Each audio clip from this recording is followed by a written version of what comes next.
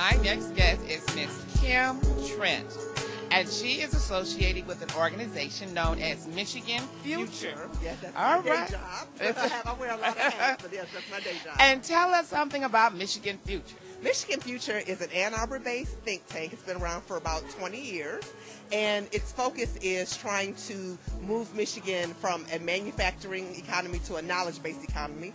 So making sure that we have strong higher education, which of course is the issue that's very important to my heart. Making sure that we have cities that are vibrant, that attract talented people. Making sure that we have a strong K-12 system. So all of those things that you need to have a strong state. And we have the infrastructure and revenue to make our state, invest in our state so that we have the state that we all deserve. Now, when you say think tank, people are wondering, so what do they do? Sit around the table and talk all day? What does a think tank do? A think tank comes up with innovative ideas. And then in our think tank, we actually have implemented some of those ideas. By the project that I'm working on is called Michigan Future Schools. And we have launched 9 small academically rigorous high schools in the city of Detroit. One is a DPS school, the rest are charters. We don't actually operate the schools though.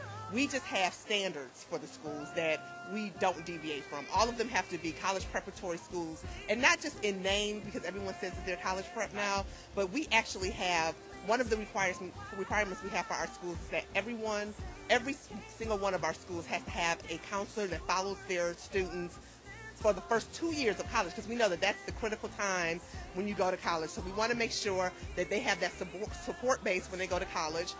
We are giving them technical assistance to make sure that their curriculums are strong and that they are using all the new innovation to make sure that these kids, when they graduate from college, that they're ready to graduate from high school, they're ready to succeed in college. I had a young woman in my young lady in my courtroom just this week, and she said she was able to attend college for the 1 year, and then she ran out of money.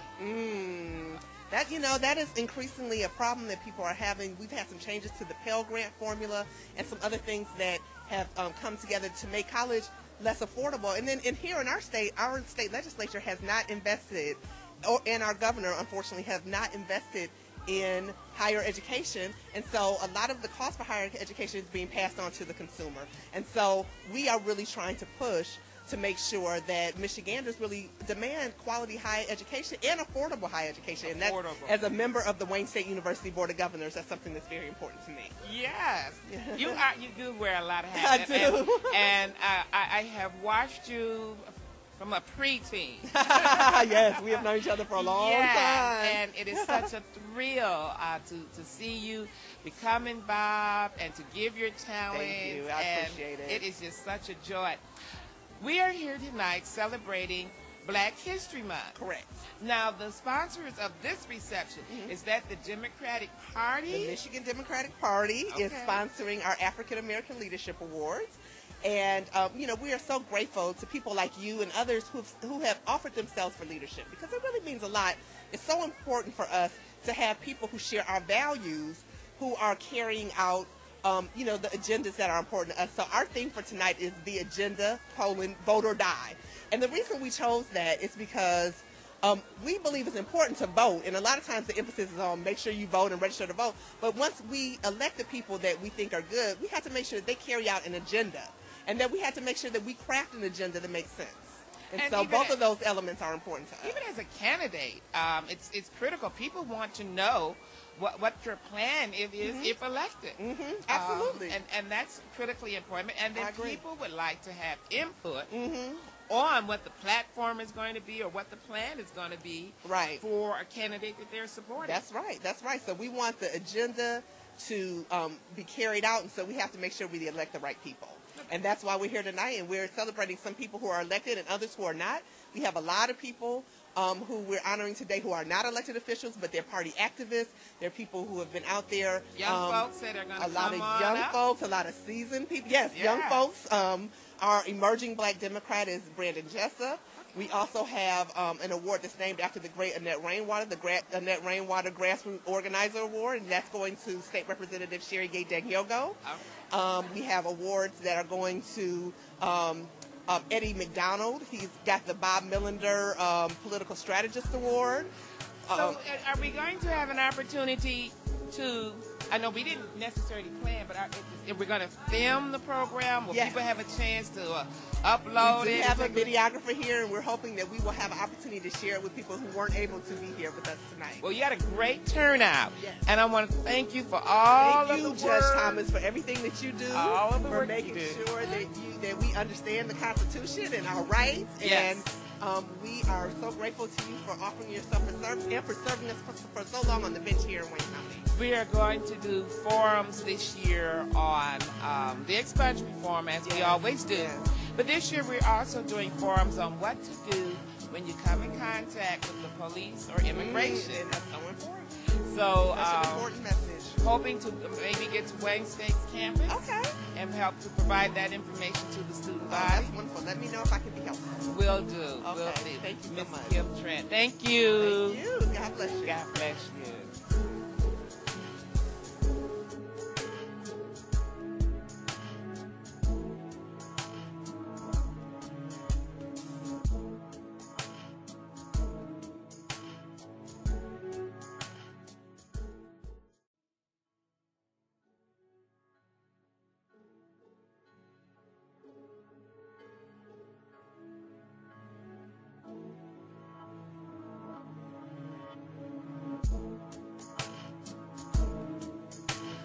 I have with me this evening Detroit City Council President Brenda Jones. How are you?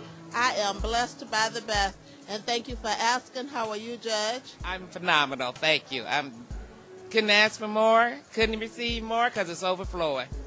It's overflowing. It is definitely overflowing, and tonight is a great night being here at the Lear Corporation, actually celebrating Black leaders, and that's an awesome thing. Of which you're one of the best. You are? Well, I thank you. You're such a kind person, Judge, but I try to follow behind you. Oh, aren't you sweet? Tell us what you see for the city of Detroit. Let's just start with this year. What do you see coming?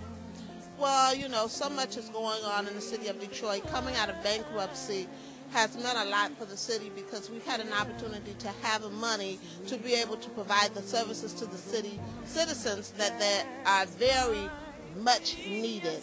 So there's a lot going on in the city. We are seeing more businesses pop up. The one that I'm very proud of, as usual, is the Avenue of Fashion, because that is my neighborhood, and we're seeing that neighborhood just populated with new businesses coming in. But I don't want to just see that happening on the Avenue of Fashion. I want to see it happen throughout the city of Detroit. And that's one of the things that I've talked to the mayor about.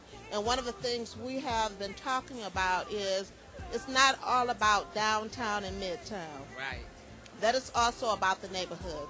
And so we're coming up with programs. The mayor is coming up with, and he stated in his State of the City, initiatives that will help entrepreneurs start small businesses. We have so many storefronts throughout the city yet.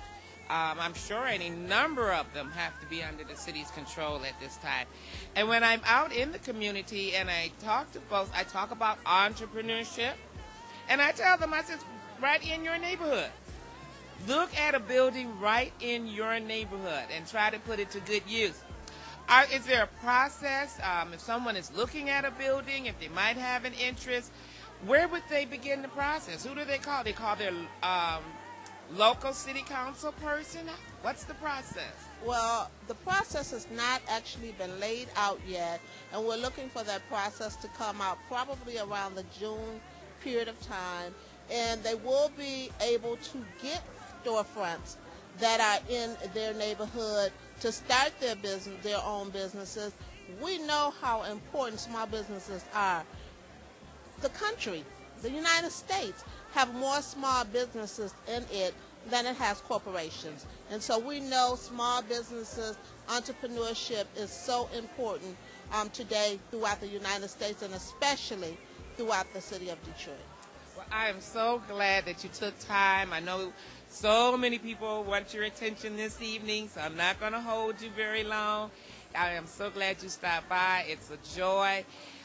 This year, I wanted to let you know, we're doing the community forum, In addition to the expungement forum, we're going to do a forum, at least one, in Detroit, on what to do when you come in contact with the police or immigration.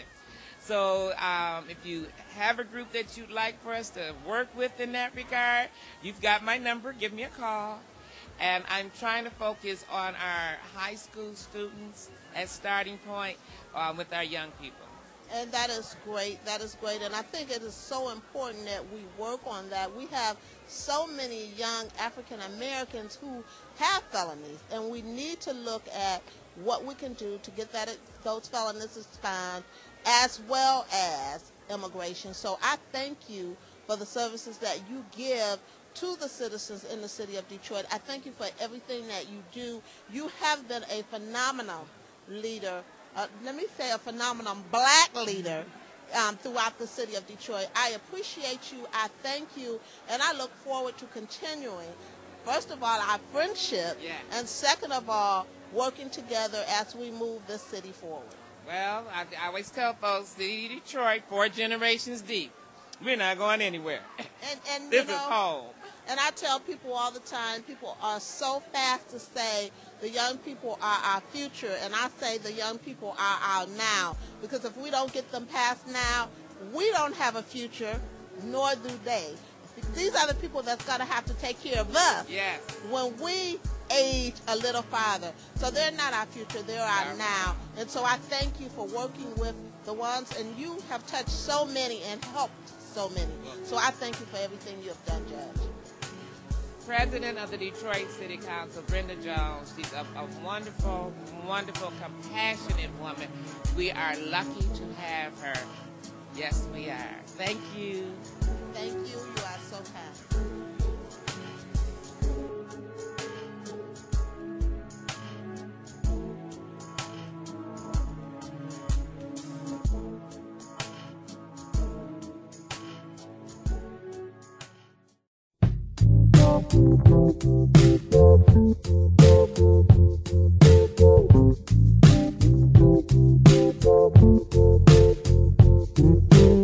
It never ceases to amaze me. Every night I have the same dream. It's Judge Deborah Thomas with Muzak TV. My guest today is Mr. David Sloan. Hello there. How are you today? I'm doing great, thank you. And I want to thank you for coming out this evening. It was my pleasure to come and talk with you. We are at the Lear Corporation headquarters in Southfield, Michigan. We are celebrating Black History Month with the Democratic Party. And so as part of the evening's festivities, we will be talking with some of the guests who are attending this evening's reception. Mr. Sloan, you are associated with the United Nations in some way or form? Yes, I am the president of the Greater Detroit chapter of the United Nations Association of the United States of America. And our association, there are 200 of us around the United States. And we that many chapters? That many chapters, and we are here to support the United Nations and extend the word of what the United Nations does around the country. And I was so captivated. You know, you hear the United Nations, and people know that it's located in the city of New York. That's where the headquarters is located. But I think we have this perception that the United Nations addresses concerns around the world, but not necessarily in the United States. Well, the United Nations has a big presence in the United States, and they are involved in issues like food. They provide food for 90 million people in 80 countries. They provide vaccinations for half the children in the world.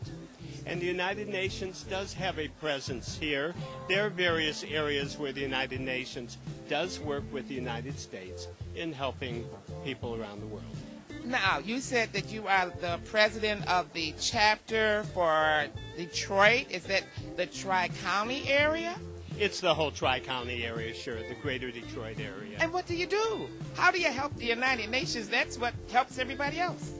We put on programs 4 times a year, sometimes 5 times a year, including our main program, which is on United Nations Day on October 24th. And our programs have speakers and discussion groups about what the United Nations stands for. Human rights, helping people, working with climate change with all the countries of the world, and economic development and poverty reduction. Now, is UNICEF associated with the United Nations? Sure. UNICEF is an agency of the United Nations. They're separate, but they are attached with the United Nations. I can remember where we used to make collections during the holiday, Angels Night Halloween season, Right. for UNICEF. And do they share those foods, those contributions throughout the United States as well? That does go through the World Food Program, and the World Food Program does help in poor areas of the United States and helps in that area. If someone is viewing and they would like to become involved, who would they contact? They would contact the United Nations Association of Greater Detroit, and they can go to our website, which is unadetroit.org. Say it again, unadetroit.org, and they can contact us. They will see our programs on there. There's a way to email us. There is a link to our Facebook page and our Twitter page. We want to be out there in the community and to help coordinate other nonprofits who have the same reach out to the community as we do, with human rights, with maternal health, with just helping everybody. We are all humans, 6-8 billion of us on the earth, and we are all here to help each other. Well, this is absolutely wonderful. When I first, as I said, heard that it was going to be about the United Nations, I think we do need to help educate our folks right here at home that the United Nations is working in the United States and right here in metropolitan Detroit. They want to get involved, and I commend you for the work that you're doing. I want to thank you for coming in.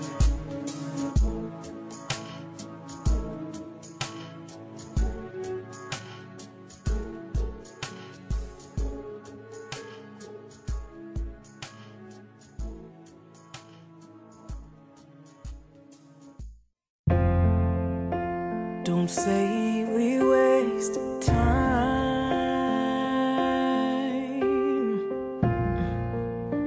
Don't say you hate that we ever were. Judge Deborah more Thomas than with friends. Our TV. We are still celebrating Black History Month with the Democratic Party reception. My guest is the phenomenal clerk for Wayne County, Miss Kathy Garrett. How are you doing? I'm doing great. How are you, Judge? Oh, just wonderful. We're celebrating Black History Month. Who would be one of your heroes or several of your heroes for when celebrating and thinking about Black History Month? You know what? People that are special to me, first of all, I absolutely think of my deceased parents. They remain to be my heroes, and the fact that they definitely made me the woman that I am, and about being proud to be a black woman. The spirit of Sojourner Truth, absolutely. Dr. Martin Luther King, and it's so many. But I know you're going to be here all night. But it's all about the folks that stand up and fight for what's right. Yes. I think on a local basis, I oftentimes will think of Irma Henderson. Right. You know, she Right. was one of the first African-American women elected Right. locally, and was a role model to follow behind and look up to. Are you having a great time at our reception this evening? I am, but I have one more for you. How about Judge Deborah Thomas? That's definitely one. So when we're bringing it to local and present times, I definitely feel you are. Well, thank you. You are as well. You're a shining example for our young women. I would like to know, is there something coming up in terms of elections soon? And don't we have something in May or June of this year? Well, in May, there's a statewide election, which is about the roads millage. So, and who knows what else is going to be on that ballot. But at this time, it's for the roads. And is there a deadline? Do people have to register to vote? Yes, they do, and that's 30 days before the election, which is April the 6th. April the 6th. Okay. And I'm sure we'll be hearing a lot about that. That's going to Absolutely. be a hot topic. I think so, to put it mildly. And I want to commend you for the great job that you do. You're always out and about to the various cities and towns in Wayne County, sending your representatives as well. You keep in touch with the community, and you just do a phenomenal job. I thank you for that. Thank you. And thank you for what you do. We're in this together. That's right. This is Wayne County Clerk Kathy Garrett. Thank you for joining us this week. Whatever you say.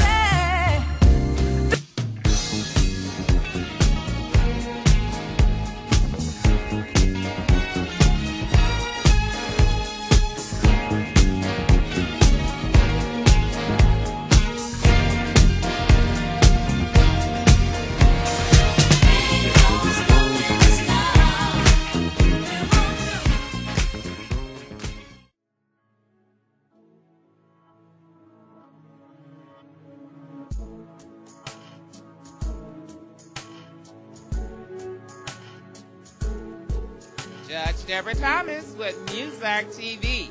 We are still having a wonderful time at the reception this evening. My next guest is Mr. Rick Blocker. You are the president of the Metro Detroit AFL-CIO. Yes. That is wonderful. That is wonderful. Thank you. Labor has played such a large part in the civil rights movement down through the years, and Detroit in particular. Right.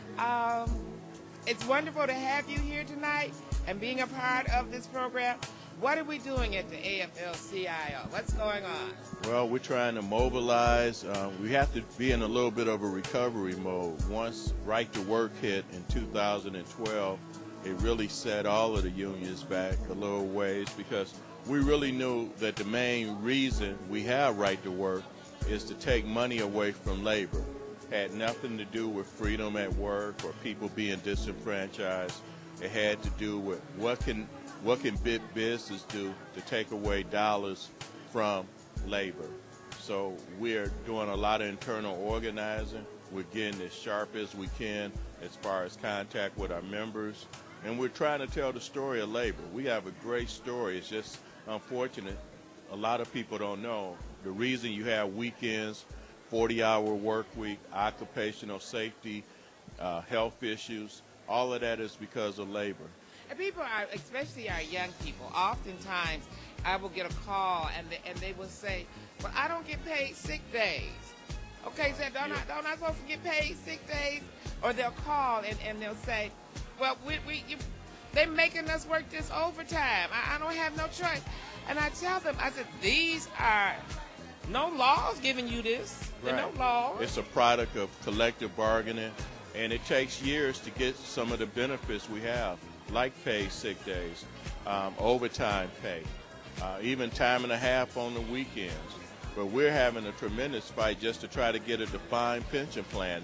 They're trying to convert a pension plan. A defined pension plan pays you a defined amount of money based on what's put in it. A 401k, they want you to take your own money and invest your own money for future benefits. And it really, the public needs to be made more aware of what unions mean. And I tell people this, if it wasn't for a union, minimum wage would be the starting point. And when people pay you minimum wage, it really means they paying you that because it's the law, and if they could pay you less, they would. And we're really the only thing that keeping the middle class in this country alive. If it wasn't for unions, corporations would just indiscriminately do what they want to do. And do you think the word is getting out? Do you think that we're reaching the younger generations? Do we need Union History Month? We need to do a lot more. We need to make sure that they hear the story. Because I never thought about not voting, because I was raised, and when I was growing up, I heard about Martin Luther King and the struggle our people went through. Unfortunately, because labor unions kind of peaked and we haven't had some of the gains that we had back in the 30s and the 40s and 50s. A lot of people start taking us for granted, and they really don't know how important we are to the economy. And let me just dispel one myth. They have a myth that unions put companies out of business. We depend on union dues for our existence. It's kind of crazy that somebody who is dependent on union dues will put a company out of business. Then there would be no union. It would be no union. So that would be a self-defeating act. It would be. And we want to work with companies. When companies make money, unions do well. Kroger's one of the largest companies in this country. Is 84% union. So it's not like we put people out of business. Well, I want to thank you for the work you do. You're also very active with the Democratic Party, the 14th District. The mighty 14th. The mighty 14th. And I want to thank you for all of your work and the effort that you are active in the community, and we appreciate your service. I appreciate you, Judge. I appreciate the fact that you ran for Supreme Court and you ran so hard, and you was doing the expungement hearing. So anytime we can work together, I want to do it. And I will be getting with you. There's a couple of programs I want to bring to the Pontiac area. That's great. And I know that is in the 14th. Mighty 14th. So I will be calling you to help me set up a couple of programs in the Pontiac area. I really look forward to it. Right. Thanks again. Thank you. All right. Rick Rocker, he is the president of the Metro Detroit AFL-CIO. Thank you.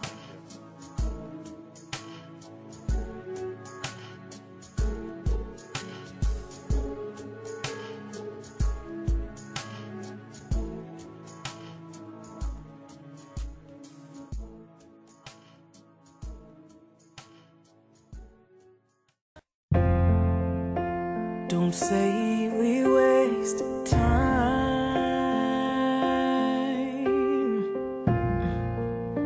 Don't say you hate that we ever were more than friends.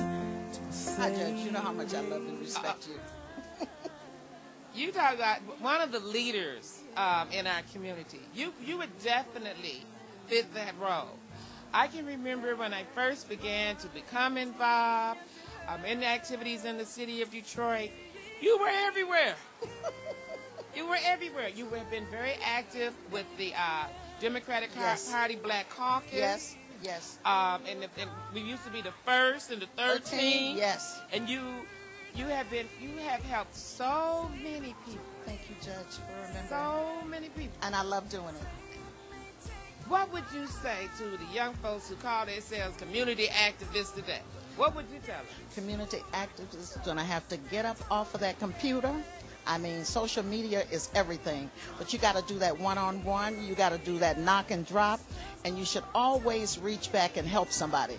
And you can't do that by using a computer all the time. Because you can't develop personal relationship. Yeah. That's right. Yeah. That's right.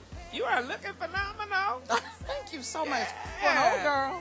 You know how beautiful you are, Judge, and smart. That's because I'm following your pick. I've been taking notes. I've been taking notes.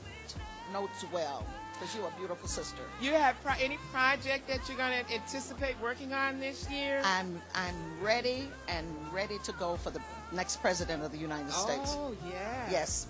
Yeah. And I would love, I don't know if this is okay to say, but I would love to see you in one of those. You are already a judge, but I would like to see you in another position. Oh, we'll see. There'll be another statewide election in 2016. That's right. So I'm looking forward to that.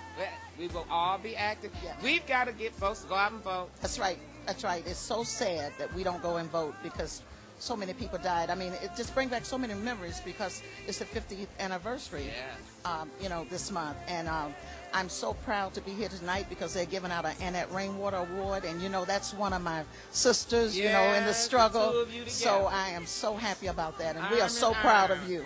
The two of you together have made a lot of opportunities for African-American women right here in this area. And that's what we should keep doing. And I am so grateful. And I'm so proud of you. Thank you. Thank you. Thank you, Judge. Love you dearly. Mwah.